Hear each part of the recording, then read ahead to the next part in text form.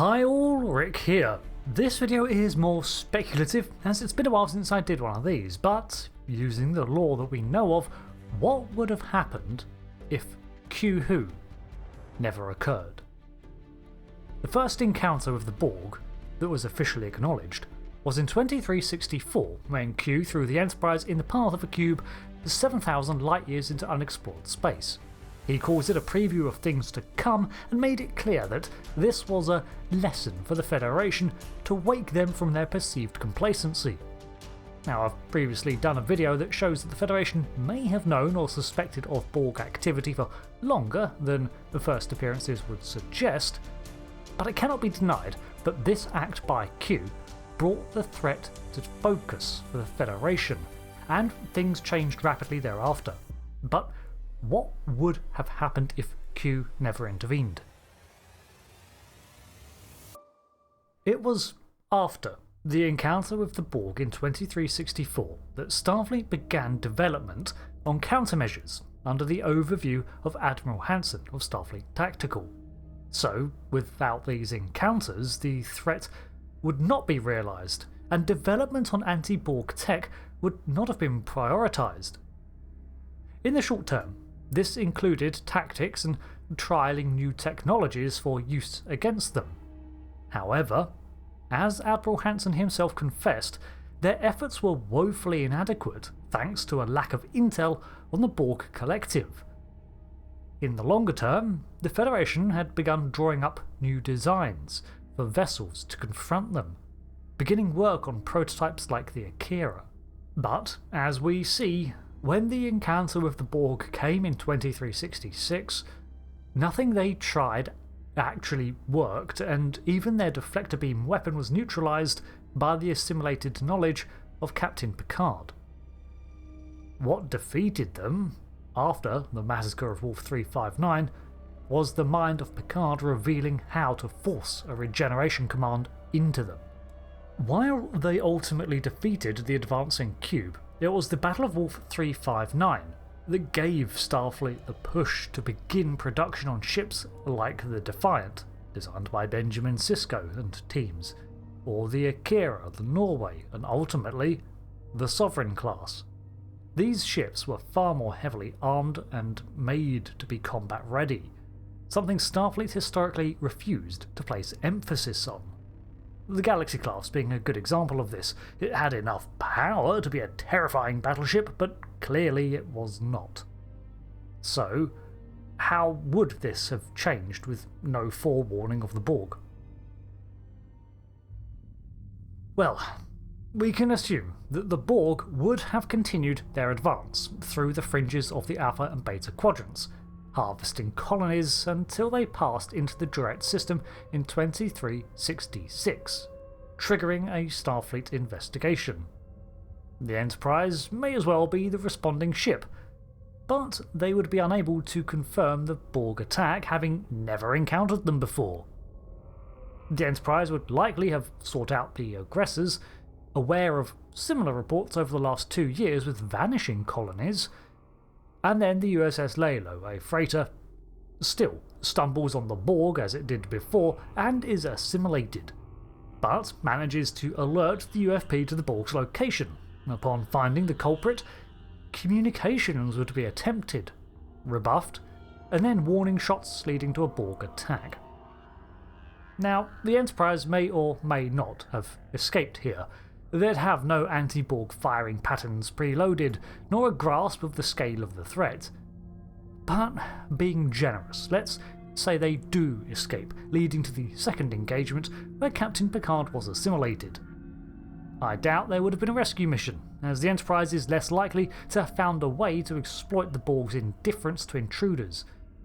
But again, this changes little, as Picard was of course unrecoverable at the time anyway. Now, here is where I think the biggest difference would be. With no earlier inkling as to the threat level the Borg posed, the Wolf 359 task force would not have been as quick to marshal, if there even was one. Definitely no aid from the Klingon Empire. So, the lone cube, now with Picard's insights in the form of Locutus, would have had even less trouble making it to Earth. Now, this would have prompted a much larger response, but it would have been a far messier battle. Again, I'm going to be nice and presume that the Federation was ultimately victorious, as that's not an unforeseeable eventuality, that in time someone might uncover the same vulnerability to regenerate. But, frankly, I find it unlikely that Picard would have been saved, and he would go down with the cube. In fact, I'm going to assume that the Enterprise D would also be lost here, defending Earth, but now we have a Federation where the Battle of Sector 001 happened in 2366. It's also entirely possible that Earth fell here to assimilation, allowing the Borg a foothold in the heart of UFP space, and been able to expand from here. Game over.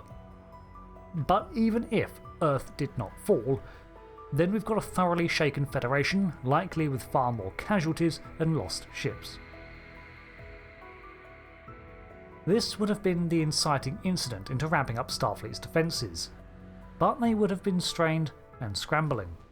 Now we come to see the usual anti-Borg starships come into the design phase, delayed by 2 years. If Starfleet wanted to fast-track a new Enterprise, then the next might have been another Galaxy class, or if they wanted to hold off on a new top-of-the-line starship, then the Intrepid, as an exploration vessel, would have had its development unaffected by our changes so far, and we might have an Intrepid-class Enterprise E. We have seen how Starfleet responds to an unexpected attack, and it's to call back exploration initiatives and fortify core territories. Word would quickly spread, the Federation is hurting and vulnerable. Speculatively, the Cardassians, Romulans, or even the Breen might make attempts to annex territory now left more open by the Federation's armadilloing. I doubt there would have been a Marquis incident, so no Star Trek Voyager. But in the following years, the territorial map of the Alpha and Beta quadrants might radically change. Let's say, however, that Sisko would still be guided to find the wormhole, if he survived our altered Battle of Sector 001. After all, he was sort of predestined to be the emissary, unless him finding the prophets led to their conception of him, timey-wimey jargon. Anyway, as we move further away from the inciting difference, things get less certain. But here's the big question that has the largest repercussions. Would this wounded Federation devote as much time and energy to scouting the Gamma Quadrant? Or would they still be prioritising rebuilding their fleets with newer combat-capable ships? They'd still make to secure the wormhole, I'm fairly certain it's too valuable an asset to lose. But if they spent less time exploring beyond it, it might take them longer to piss off the Dominion. But if they could not resist, motivated perhaps by the desire to rebuild faster and seek new technologies, then it would spell disaster for them. The Dominion would see their intrusion and seek to eliminate a rival, and the Dominion War would emerge against a Federation in the midst of rebuilding. It is impossible to say how the Dominion prelude to war would have been in the new landscape. Changeling infiltrators would likely have continued to manipulate and soften up the other powers, and probably still manipulated the Klingon Empire into war with the UFP. And I don't think it would go well for anyone. By the time of the Dominion invasion proper, Starfleet would not have the fleet it needed to contend with them and the Jem'Hadar. Their anti-Borg ships had proved to be a boon against the Dominion, entering service just as the war reached its peak, and originally being made to counter the Collective. But with a 2-year delay, it's unlikely we would see those combat ships we needed to preserve the Federation. Honestly, I think the Dominion War itself would last less than a year and end with the UFP being forced into being a vassal of the Dominion. On the plus side, it would not be for long, just in time for the 2373 Borg invasion. This is when the film First Contact happened. and how long it took for a second Borg cube to attack the heart of UFP space. But now it's crippled, subjugated New Dominion territory, still reeling from that conquest and is utterly spent. I think it's safe to say that if the first Borg attack did not result in the assimilation of Earth, the second would. No Picard here to coordinate attacks and destroy the invaders. No Defiance, Akira's, Norway's or Sabre ships capable of putting up a fight. Sure, the Dominion might actually put up a good defence against the Borg, but I think it's more likely that they simply give up Earth as a sacrificial lamb to stall the Collective while they retreat to regroup. By this stage, I see even less chances for a way out, and over the following years the Borg would expand throughout the UFP space. Voyager was never in the Delta Quadrant, which means they never formulated the pathogen to infect the hive mind. Perhaps some other bright scientist might devise this method of destroying them, a Dominion genetics lab somewhere, or a Romulan facility. But not in time to save the Federation. Many worlds would fall, humans would become one of Trek's displaced species like the Auriens, and the Dominion would be reigning in the Alpha Quadrant, even if the Borg were eventually defeated. In summary, I think in the short term, we'd lose Picard and the Enterprise as they'd been unclear on just how to address this threat, as demonstrated in Q-Who. This would lead to no battle at Wolf 359, but instead a first battle of Sol. In all likelihood, this sees the end point for Earth, but if they did win, it's only now that they begin upgrading their fleet. Opportunistic powers would deplete the Federation as they went defensive, and the Dominion would have been able to conquer this reduced presence. If they'd survived the first cube, they would not survive the second. One last thing though. With no Voyager in the Delta Quadrant, the Borg would likely lose to species 8472, which happened like right after the film of First Contact, judging by the stardates, so there's a bonus.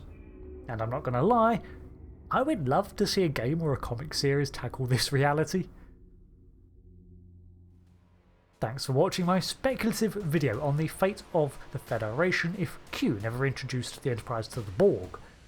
He essentially gave them a 2-year head start, which might not have changed much by their first encounter, but over the next few years it prepared Starfleet for not only the Collective's second push, but the Dominion War. Let me know how likely my portrayal of events you think would be. Either way, I think that Q really did all of this so he'd get to see some more dope-looking starships like the Defiant. Thanks for watching. I've been Rick, and until the next one, goodbye.